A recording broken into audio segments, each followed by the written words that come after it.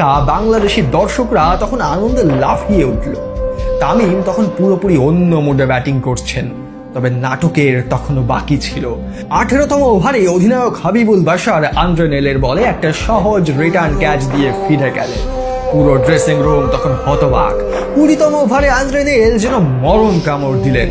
দুর্দান্ত খেলতে থাকা তামিম ইকবাল এই শর্ট বলটাকে এগিয়ে এসে জোরে লেগ সাইডে মারতে যায়, কিন্তু ব্যাটে ঠিকঠাক টাইমিং না হওয়ায় বল উঠে যায় সোজা উপরে, আর কিপার বাউচার সহজ ক্যাচ লুফে নেয়। তামিম 38 রান করে ড্রেসিং রুমে ফিরে যায়। বাংলাদেশের স্কোর তখন 73-3। কিন্তু বাঘের ডেরায় তখন প্রবেশ করেছেন মোহাম্মদ আশরাফুল।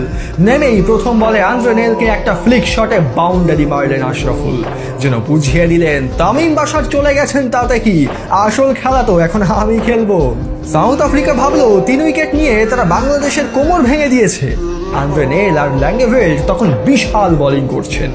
21তম ওভারে সাকিব মাত্র 1 রান নিতে পারলেন। 22তম ওভারে ল্যাঙ্গেভেল্ডকে একটা দারুণ বাউন্ডারি মেরে সাকিব জানান দিলেন তিনিও হার মানতে আসেননি। কিন্তু 24তম ওভারে এলো একটা বড় ধাক্কা। জ্যাক ক্যালিস তার অভিজ্ঞতার ঝুলি থেকে বের করলেন একটা বিষাক্ত বাউন্সার। সাকিব আল হাসান সেই বাউন্সার সামলাতে গিয়ে ব্যাকওয়ার্ড পয়েন্টে ক্যাচ দিয়ে বসলেন। 87 রানে 4 উইকেট। গ্যালারিতে তখন নীরবতা। বাংলাদেশি সমর্থকরা ভাবছিল এই তো সব ভালো চলছিল, কিন্তু এ কি হলো? তবে কি 100 পার হওয়ার আগে অল আউট? ঠিক এই কঠিন সময়ে ক্রিজে আসলেন আফতাব আহমেদ। একপাশে মোহাম্মদ আশরাফুল তখন তিল তিল করে ইনিংস গড়ছেন।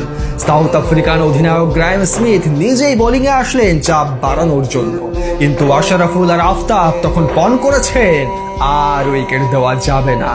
তারা স্লেজিং কানে তুললেন না, কোনো রিস্কি শটও খেললেন না। 29তম ওভারে বাংলাদেশের 100 রান পূর্ণ হলো।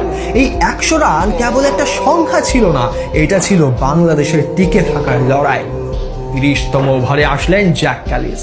সাউথ আফ্রিকা ডবল চাপ দিয়ে আরো একটা উইকেট বের করবে এই ভাবলো, কিন্তু তারা ভুলে গিয়েছিল